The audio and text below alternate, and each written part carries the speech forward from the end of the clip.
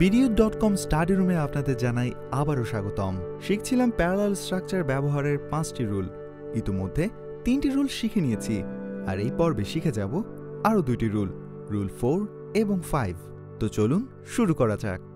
Rule 4, linking verb বা being verb দিয়ে দুইটি বিষয়কে লিঙ্ক করা হলে সেখানে প্যারালাল স্ট্রাকচার ব্যবহার করতেই হবে। যেমন what you see is what you get। আরেকটি উদাহরণ দেখি, to know you is to love you। এই দুইটি সেন্টেন্সেই স্ট্রাকচার প্যারালাল আছে। প্রথম সেন্টেন্সটির দিকে যদি খেয়াল করি, what you see এবং what you get এই দুইটির স্ট্রাকচার কিন্তু একই রকম, প্রোনাউন প্লাস ভার্ব। আর দ্বিতীয় সেন্টেন্সটি যদি দেখি, to know you এবং to love you এই দুই অংশের স্ট্রাকচারও কিন্তু প্যারালাল, কারণ এই ক্ষেত্রে স্ট্রাকচারটি হলো preposition two plus verb plus pronoun. তাই লিঙ্কিং বা বিং ভার্ব দিয়ে যুক্ত হওয়া সেন্টেন্সগুলোর ক্ষেত্রে এরকমভাবেই স্ট্রাকচার প্যারালাল রাখতে হবে। তাহলে কোথায় ভুল হওয়ার সম্ভাবনা আছে সেটি আসুন দেখে নিই। এখন যদি সেন্টেন্সটি এমন হতো যে two succeed is opening a new opportunity, এক্ষেত্রে কিন্তু ফল্টি প্যারালিজম হয়ে যায়। কারণ একটু খেয়াল করুন, টু সাকসিড এবং ওপেনিং এই দুটির স্ট্রাকচার কি এক হলো? মোটেও না। একটি হলো টু প্লাস ভার্ব এবং অপরটি ভার্ব প্লাস আইএনজি। এক্ষেত্রে স্ট্রাকচারটিকে প্যারালাল করার জন্য টু সাকসিড এবং ওপেনিং একই রকম চেহারার হতে হবে। যদি টু সাকসিড ব্যবহার করি আমরা, তাহলে ওপেনিং এর বদলে আমাদের লিখতে হবে টু ওপেন। তখন সেন্টেন্সটি হবে to succeed is to open a new opportunity. আর যদি আমরা টু সাকসিডকে ওপেনিং এর মতো চেহারা দিতে চাই, তখন আমাদের লিখতে হবে সাকসিডিং। তখনও সেন্টেন্সটি প্যারালাল স্ট্রাকচার সঠিক হবে এবং সেন্টেন্সটি দাঁড়াবে এরকম, সাকসিডিং is opening a new opportunity. নিশ্চয়ই বুঝতে পেরেছেন। এবার রুল 5, ইদার অর, নিদার নর, both and, not only but also এর ক্ষেত্রেও প্যারালাল স্ট্রাকচার ব্যবহার করতে হয়। অর্থাৎ ইদার, নিদার, বোথ এবং নট অনলি এর পরে যেভাবে ওয়ার্ডের স্ট্রাকচার থাকবে, হুবহু স্ট্রাকচার ব্যবহার করতে হবে যথাক্রমে অর, নর, অ্যান্ড এবং বাট অলসো এর পরেও। এবার চলুন এগুলোর কিছু উদাহরণ দেখে নেই।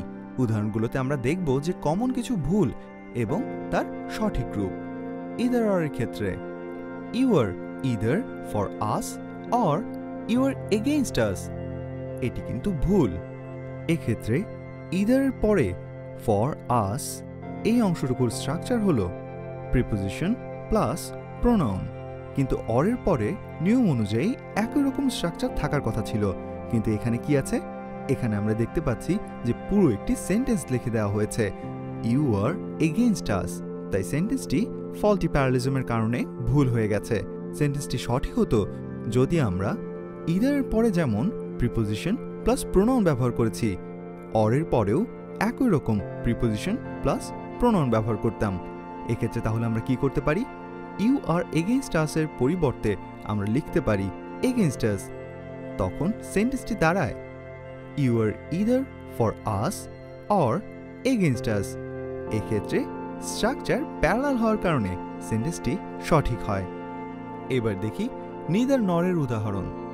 Mitu is neither going to classes nor she is doing her homework.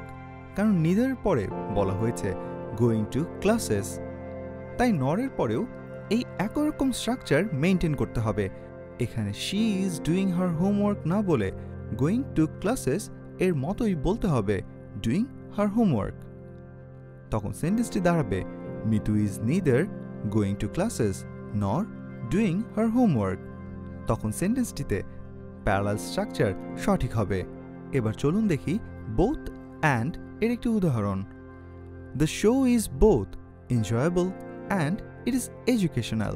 এই ক্ষেত্রেও কিন্তু ভুল হয়ে যায়, কেননা বোথের পরে ব্যবহার করা হয়েছে একটি অ্যাডজেক্টিভের, আর অ্যান্ডের পরে পুরো একটি সেন্টেন্স ইট ইজ এডুকেশনাল। এক্ষেত্রে আমাদের তাহলে কি করতে হবে? বোথ এর পরে যেমন অ্যাডজেক্টিভ ব্যবহার করা হয়েছে, অ্যান্ড এর পরেও শুধুমাত্র একটি অ্যাডজেক্টিভ ব্যবহার করতে হবে। তখন সেন্টেন্সটি দাঁড়াবে the show is both enjoyable and educational. তাহলেই সেন্টেন্সটি সঠিক হবে। সবশেষে আমরা দেখব নট অনলি বাট অলসো এর উদাহরণ। The author not only wants fame but also money. একটু খেয়াল করুন, নট অনলির পরে এখানে ব্যবহার করা হয়েছে ভার্ব প্লাস নাউন, আর বাট অলসোর পরে শুধু নাউন। তাহলে কি স্ট্রাকচার একই রকম থাকলো? প্যারালাল হলো কি? মোটেও নয়। এক্ষেত্রে নট অনলির পরে আমরা যদি ভার্ব প্লাস নাউন ব্যবহার করি, বাট অলসো এর পরেও আমাদের ভার্ব প্লাস নাউন ব্যবহার করতে হবে।